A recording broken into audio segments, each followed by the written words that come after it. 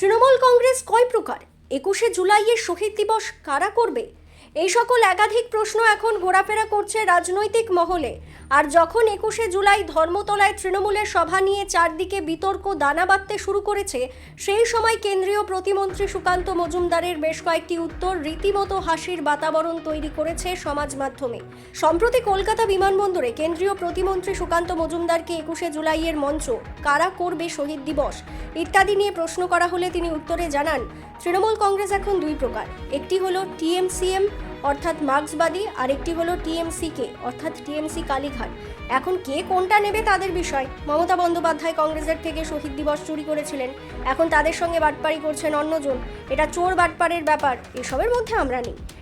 21শে July actually ছিল হচ্ছে কংগ্রেসের কাছ থেকে মমতা বন্দ্যোপাধ্যায় সেটাকে চুরি করে নেন, নিয়ে তৃণমূল কংগ্রেসের 21শে জুলাই করে দেন।